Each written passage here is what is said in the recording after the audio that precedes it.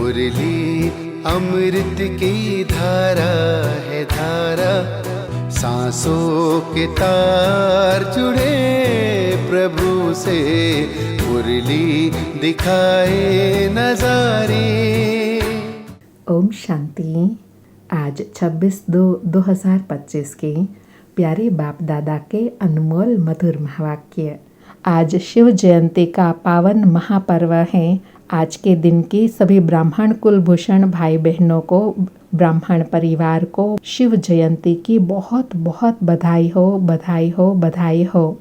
आज का दिन हम सब बच्चों को यह स्मृति दिलाता है कि आज के दिन पर ही हमें अपनी पहचान मिली, अपने भविष्य की पहचान मिली, अपने लक्ष्य की पहचान मिली। तो आज का दिन हमें भगवान से सर्वोच्च प्राप्तियों की स्मृति दिलाता है। आज की मुरली के सार में भोलानाथ शिव बाबा कहे, तुमने जो आधा कल्प भक्ति की है, मेहनत की है, धक्के खाए हैं, तो अब बाप आकर भक्ति का फल देते हैं, मुक्ति, जीवन मुक्ति की राह बताते हैं। फिर स्मृति दिलाई कि तुम ड्रामा के एक्टर हो तो क्रिएटर, डायरेक्टर और मुख्य एक्टर कौन है, यह जानना भी है और सबको समझाना है। यह ड्रामा जू मिसल चलता रहता है, इसमें टिक टिक होती रहती है जैसे वह घड़ी है। फिर यह है बेहद की घड़ी। अब आत्माओं का पार्ट पूरा होता है तो तुम बच्चे भी समय रूपी घड़ी को देखते रहते हो कि अब हम फिर कर्मातीत अवस्था को पाएंगे, फिर वापस अपने घर जाएंगे। बाबा कहे यह बड़ी सूक्ष्म समझने की बातें हैं। फिर साथ में बाबा कहे कि ऐसे नहीं ड्रामा पर ठहर जाना है, जो ड्रामा में होगा सो मिल जाएगा। नहीं, ड्रामा में ऊंच पद, ऊंच तकदीर बनाने का पुरुषार्थ करना है। फिर आज के शिव जयंती के दिन की स्मृति दिलाते हुए नशा दिलाया कि भारत ही सच्चा तीर्थ है, जहाँ स्वयं भगवान बाप आकर सबको मुक्ति, जीवन मुक्ति देते हैं। तो जहाँ बाप आते हैं वह है सच्चा तीर्थ। और साथ में कहा, तुम बच्चे अभी बाबा के मददगार बनते हो, औरों को रास्ता बताते हो, तो जो मददगार बनते हैं वह ऊंच पद पाते हैं। और लास्ट में स्वमान और नशा दिलाते कहा कि तुम शिव बाबा की सेना हो, रावण पर जीत पाते हो। तुम बच्चे अभी अपने तन मन धन से सेंटर खोलते हो, सेवा करते हो। जो अपना सफल करते हैं उनकी यज्ञ के द्वारा संभाल होती है। इसलिए गाया जाता है, शिव भोलानाथ का भंडारा भरपूर, काल कंटक सब दूर। सुनते हैं प्यारे बाप दादा के अनमोल मधुर महावाक्य। आज बाबा कहे, मीठे बच्चे, तुम्हें अपार खुशी होनी चाहिए कि हम अभी पुराना कपड़ा अर्थात पुराना शरीर छोड़ घर परमधाम जाएंगे, फिर नया कपड़ा, नया शरीर नई दुनिया में लेंगे। मीठे बच्चे, तुम्हें अपार खुशी होनी चाहिए कि हम अभी पुराना कपड़ा अर्थात पुराना शरीर छोड़ घर परमधाम जाएंगे, फिर नया कपड़ा, नया शरीर नई दुनिया में लेंगे। आज मुरली से प्रश्न है, ड्रामा का कौन सा राज अति सूक्ष्म समझने का है? उत्तर में बाबा कहे, यह ड्रामा जू मिसल चलता रहता है, टिक टिक होती रहती है। जिसकी जो एक्ट चली वह फिर हूबहू 5000 वर्ष के बाद रिपीट होंगी। यह राज बहुत सूक्ष्म समझने का है। जो बच्चे इस राज को यथार्थ रीति नहीं समझते तो कह देते ड्रामा में होगा तो पुरुषार्थ कर लेंगे, वह ऊंच पद पा नहीं सकते। ओम शांति। बच्चों को बाप की पहचान मिली, फिर बाप से वर्षा लेना है और पावन बनना है। कहते भी हैं, हे पतित पावन आओ, आकर हमको पावन बनाओ, क्योंकि समझते हैं हम पतित बुद्धि है। बुद्धि भी कहती है यह पतित आयरन एज्ड दुनिया है। नई दुनिया को सतो प्रधान, पुरानी दुनिया को तमो प्रधान कहा जाता है। तुम बच्चों को अभी बाप मिला है, भक्तों को भगवान मिला है। कहते भी हैं भक्ति के बाद भगवान आकर भक्ति का फल देते हैं, क्योंकि मेहनत करते हैं तो फल भी मांगते हैं। बाबा कहे, तो अब तुम्हारे भक्ति का फल मैं आकर तुमको ज्ञान देता हूँ। भगत क्या मेहनत करते हैं सो तुम जानते हो। बाबा कहे, भगत क्या मेहनत करते हैं सो तुम जानते हो। तुम आधा कल्प भक्ति मार्ग में धक्के खाकर थक गए हो। भक्ति में बहुत मेहनत की है, यह भी ड्रामा में नोंद है। मेहनत की जाती है फायदे के लिए, समझते हैं भगवान आकर भक्ति का फल दे, तो फल देने वाला फिर भी भगवान ही ठहरा। भगत भगवान को याद करते हैं क्योंकि भक्ति में दुख है, तो कहते हैं आकर हमारे दुख हरो पावन बनाओ। कोई भी नहीं जानते हैं कि अभी रावण राज्य है। बाबा कहे सुख शांति भगवान से मांगते हैं, कहते हैं हमारे दुख हरो, परंतु यह नहीं जानते कि यह अभी रावण का राज्य चल रहा है। रावण ने ही पतित बनाया है। कहते भी हैं राम राज्य चाहिए, परंतु वह कब कैसे होना है कोई को भी यह पता नहीं है। आत्मा अंदर समझती है कि अब रावण राज्य है। यह है ही भक्ति मार्ग। भगत बहुत नाच तमाशे करते हैं, खुशी भी होती है, फिर रोते भी हैं। भगवान के प्रेम में आंसू आ जाते हैं, परंतु भगवान को जानते नहीं। जिसके प्रेम में आंसू आ जाते हैं उनको जानना चाहिए ना। बाबा आज कितनी अनुभूति की बात बता रहे हैं कि जिस भगवान को याद करते तुम्हारे आंखों से प्रेम के आंसू बहते थे, वो अभी हमारे सन्मुख है, तो उनको जानना चाहिए ना। उनको कितना याद करना चाहिए। बाबा कहे चित्रों से तो कुछ भी मिल नहीं सकता। हाँ, बहुत भक्ति करते हैं तो साक्षात्कार होता है, बस वही उनके लिए खुशी की बात है। भगवान खुद ही आकर अपना परिचय देते हैं कि मैं कौन हूँ, मैं जो हूँ जैसा हूँ। दुनिया में कोई नहीं जानते। तुम्हारे में जो बाबा कहते हैं उनमें भी कोई पक्के हैं, कोई कच्चे हैं। बाबा कहे दुनिया तो जानती ही नहीं है, लेकिन तुम बच्चों में जो बाबा को पहचानते हैं उनमें भी कोई कच्चे हैं, कोई पक्के हैं, अर्थात नंबरवार हैं। देह अभिमान टूटने में ही मेहनत लगती है, देही अभिमानी बनना पड़े। बाप कहते हैं तुम आत्मा हो, तुम 84 जन्म भोग तमो प्रधान आत्मा बनी हो। अब आत्मा को ज्ञान का तीसरा नेत्र मिला है, आत्मा समझ रही है। तुम बच्चों को सारे सृष्टि चक्र का नॉलेज बाप देते हैं। बाप नॉलेजफुल हैं, तो बच्चों को भी नॉलेज देते हैं। कोई पूछे सिर्फ तुम ही 84 जन्म लेते हो? बोलो हाँ, हमारे में कोई 84 कोई 82 जन्म लेते हैं। बहुतों में बहुत 84 जन्म ही लेते हैं। 84 जन्म उनके हैं जो शुरू में अर्थात सतयुग आदि में आते हैं। जो अच्छी रीति पढ़कर ऊंच पद पाते हैं वह जल्दी आएंगे। बाबा कहे 84 जन्म कौन लेते हैं? जो अच्छी रीति पढ़ते हैं, अच्छा पुरुषार्थ करते हैं, वह सतयुग में पहले पहले आएंगे, जिसमें सतो प्रधानता होती है, संपूर्ण सुख होता है। बाबा कहे ऐसी आत्माएं माला में नजदीक पिरोए जाएंगे। जैसे नया घर बनता रहता है तो दिल में आता है जल्दी बन जाए तो हम जाकर बैठे। तुम बच्चों को भी खुशी होनी चाहिए।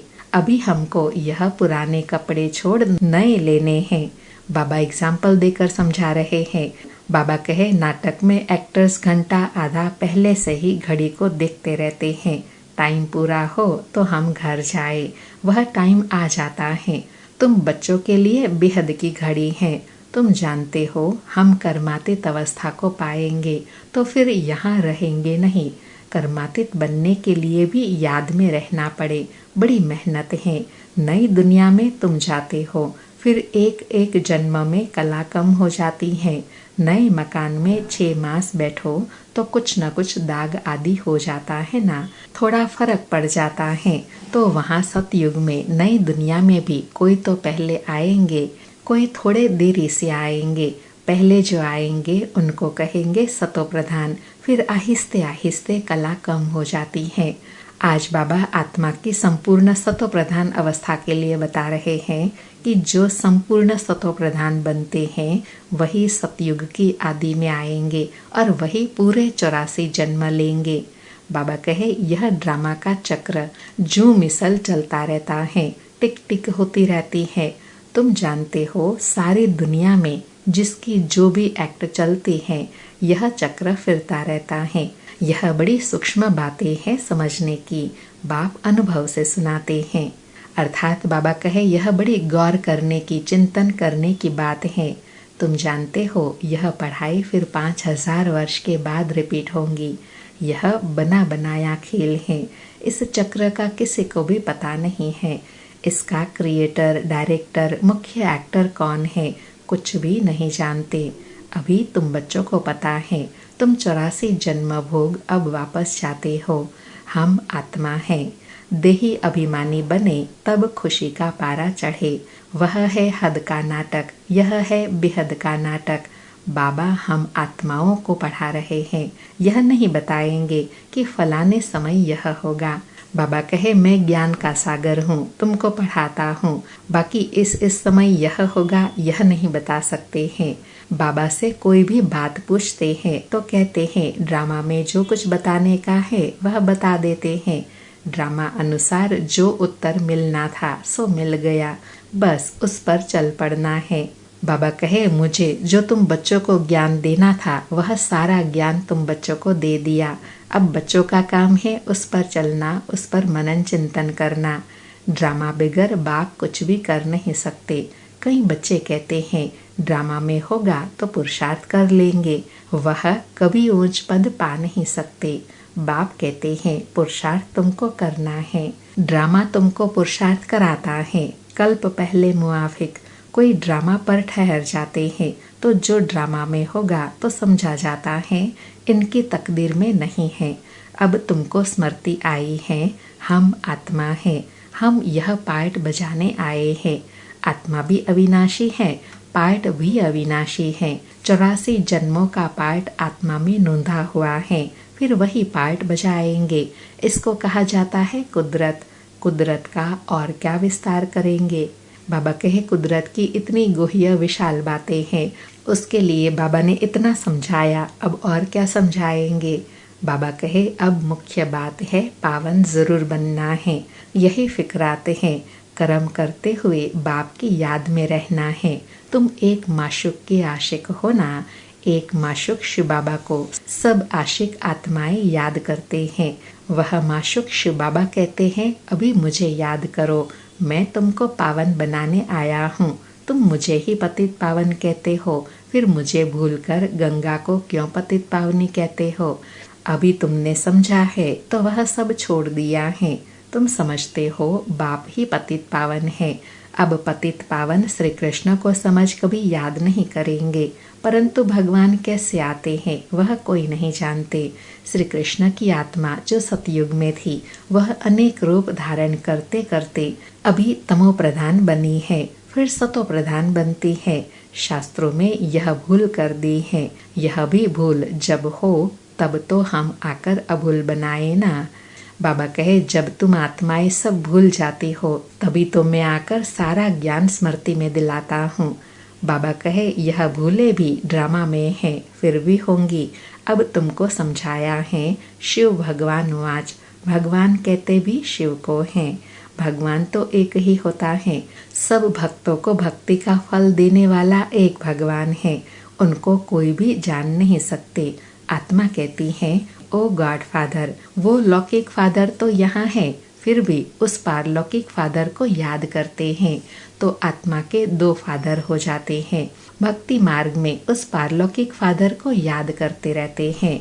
आत्मा तो है ही, इतनी सब आत्माओं को अपना अपना पार्ट मिला हुआ है। एक शरीर छोड़ फिर दूसरा शरीर ले पार्ट बजाना होता है। यह सब बातें बाप ही समझाते हैं। कहते भी हैं हम यहाँ पार्ट बजाने आए हैं। यह सृष्टि एक मांडवा है, इसमें यह चांद सितारे आदि सब बत्तियां हैं। इन सूर्य चांद सितारों को मनुष्य देवता कह देते हैं, क्योंकि यह बहुत अच्छा काम करते हैं, रिमझिम करते हैं, किसी को तकलीफ नहीं देते हैं, सबको सुख देते हैं, बहुत काम करते हैं, इसलिए देवता कह देते हैं। बाबा भावार्थ बता रहे हैं कि मनुष्य 5 तत्वों को देवता क्यों कहते हैं, क्योंकि यह हमेशा सबको सुख देते हैं, कभी किसी को दुख नहीं देते हैं, इसलिए उनको देवता कहते हैं, क्योंकि देवता सबको सदा सुख देते हैं। बाबा कहे अच्छा काम करने वाले को कहते हैं ना, यह तो जैसे देवता हैं।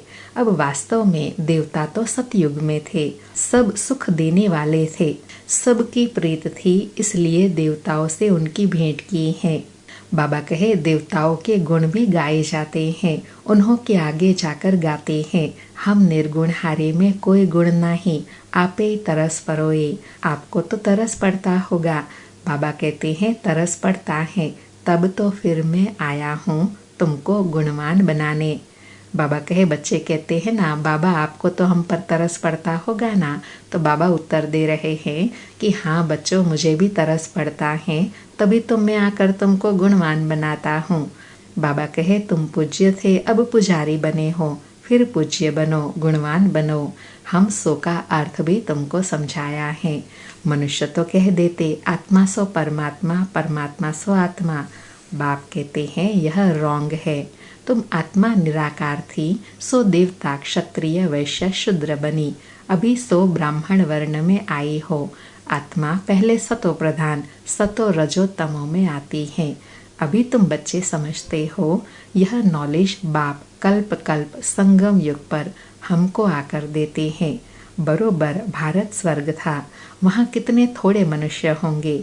अभी कलयुग है, सब धर्म आ गए हैं। सतयुग में थोड़े ही कोई धर्म था। अर्थात बाबा कहे, सतयुग में सिर्फ एक आदि सनातन देवी देवता धर्म ही होता है और कोई धर्म नहीं होता है। वहाँ सतयुग में होता ही है एक धर्म, बाकी सब आत्माएं चली जाती है परम धाम। तुम जानते हो अभी इस पुरानी दुनिया का विनाश सामने खड़ा है। बाप राजयोग सिखला रहे हैं। कोई भी आए बोलो यह बेहद की घड़ी है।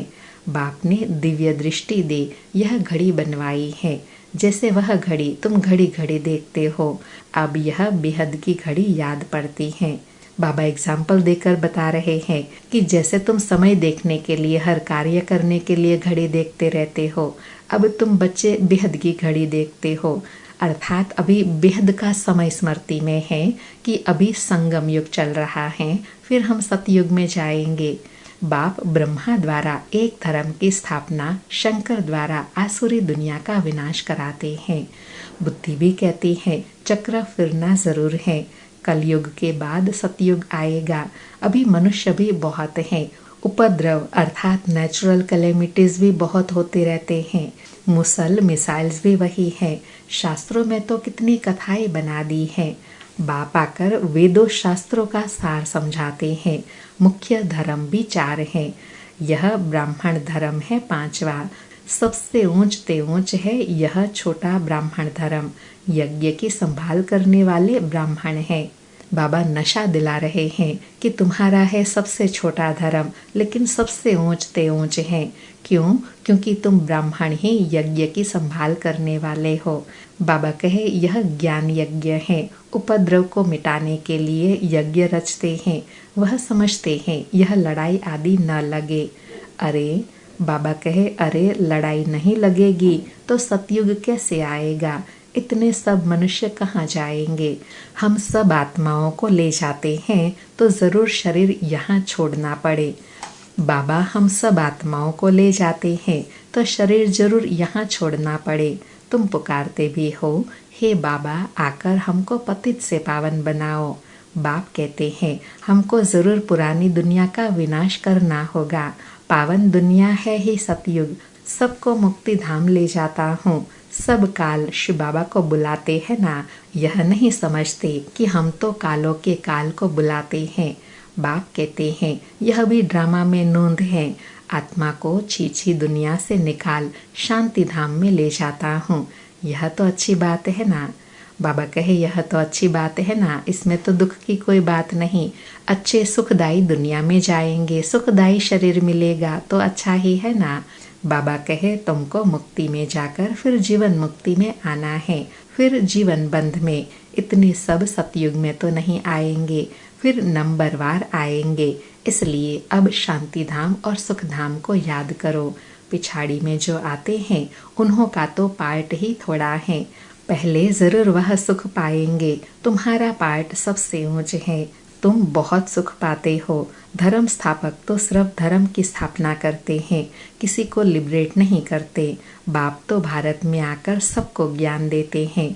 वही सबका पतित पावन है, सबको लिबरेट करते हैं। और धर्म स्थापक कोई सदगति करने नहीं आते, वह तो आते हैं धर्म स्थापन करने। वह कोई शांति धाम सुख धाम में नहीं ले जाते। सबको शांति धाम सुख धाम में बाप ही ले जाते हैं। जो दुख से छुड़ाई सुख देते हैं, उनके ही तीर्थ होते हैं। अंडरलाइन, बाबा कहे तीर्थ यात्रा किनकी करते हैं? जो सदा सुख देते हैं। इसलिए शिव बाबा के तीर्थ सबसे ऊंचे ऊंचे, सबसे विशेष यादगार बने हुए हैं। बाबा कहे मनुष्य समझते नहीं, वास्तव में सच्चा तीर्थ तो एक बाबा का ही है, महिमा भी एक की ही है। सब उनको पुकारते हैं, हे लिबरेटर आओ। भारत ही सच्चा तीर्थ है जहाँ बाप आकर सबको मुक्ति, जीवन मुक्ति देते हैं। तो तुम फिर भक्ति मार्ग में उनके बड़े बड़े मंदिर बनाते हो, हीरे जवाहरों के मंदिर बनाते हो। बाबा कहे मैं तुमको इतना धनवान बनाता हूँ सतयुग में, तो फिर तुम द्वापर युग में भक्ति मार्ग में मेरे इतने आलीशान मंदिर बनाते हो, क्योंकि बाबा ने सुख दिया है। बाबा कहे सोमनाथ का मंदिर कितना खूबसूरत बनाते हो, और अभी देखो बाबा कहाँ बैठे हैं, पतित शरीर में, पतित दुनिया में, तुम ही पहचानते हो। बाबा कहे मंदिर के यादगार देखो, और अभी प्रैक्टिकल में बाबा को देखो कहाँ साधारण रूप में बैठे हैं। तुम बाबा के मददगार बनते हो। औरों को रास्ता बताने में जो मदद करेगा उनको ऊंच पद मिलेगा। अंडरलाइन, जो बच्चे बाबा के मददगार बन औरों को रास्ता बताएंगे वह ऊंच पद पाएंगे। यह तो कायदा है। बाप कहते हैं मेहनत करो, बहुतों को रास्ता बताओ कि बाप और वर्षे को याद करो। 84 का चक्र तो सामने है। यह है जैसे अंधों के आगे आईना। यह ड्रामा हूबहू रिपीट होता है, फिर भी मुझे कोई नहीं जानेगा। बाबा कहे ऐसे नहीं कि मेरा मंदिर लूटते हैं तो मैं कुछ करूं। ड्रामा में लूटने का ही है, फिर भी लूट ले जाएंगे।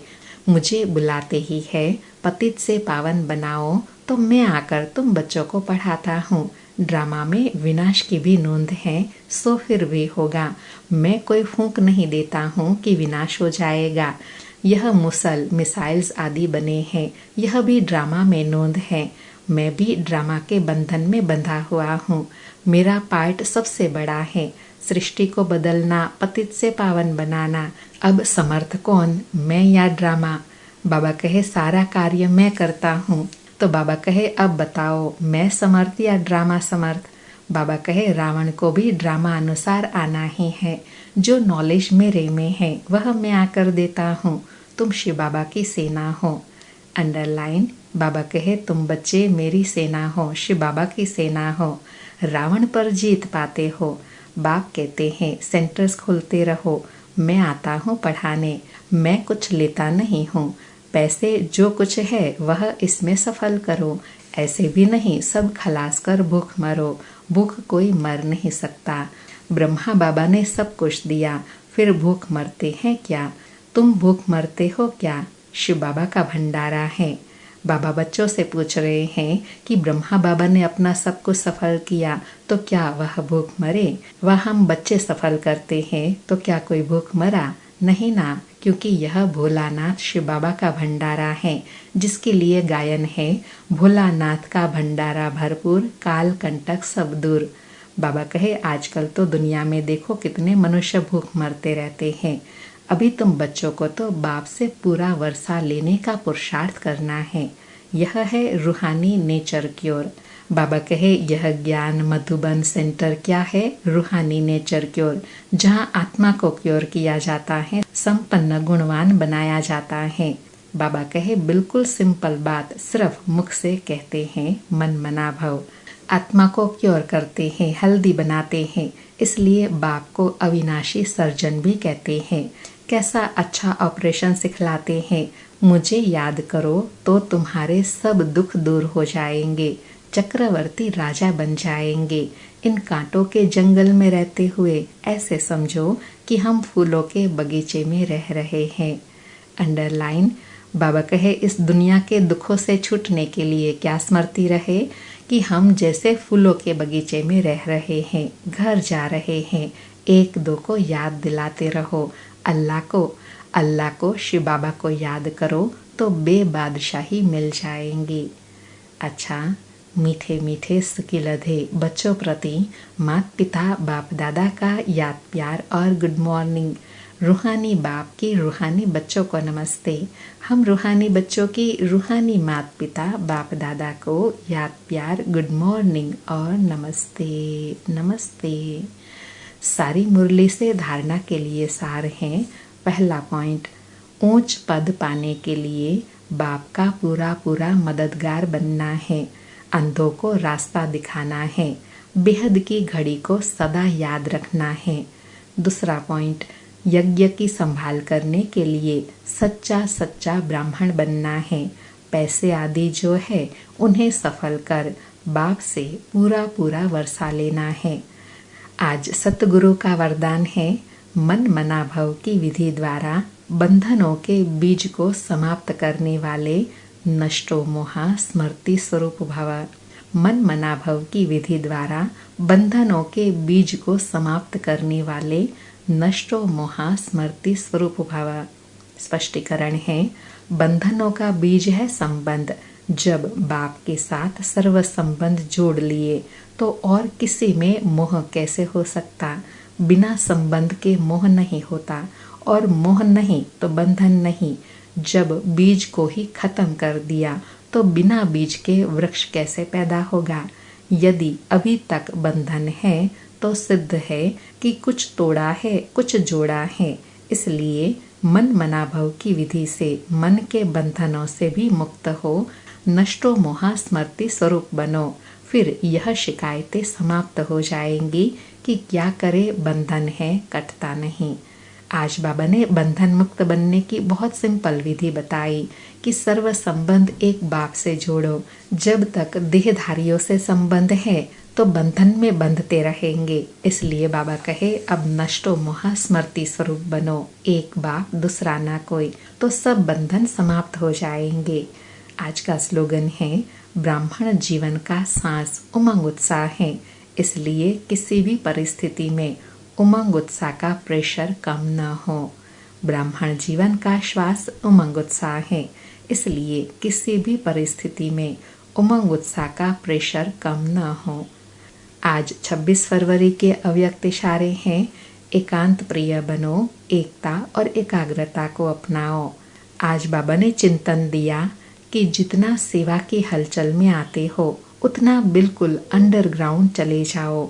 कोई भी नई इन्वेंशन और शक्तिशाली इन्वेंशन अंडरग्राउंड ही करते हैं, तो एकांतवासी बनना ही अंडरग्राउंड है।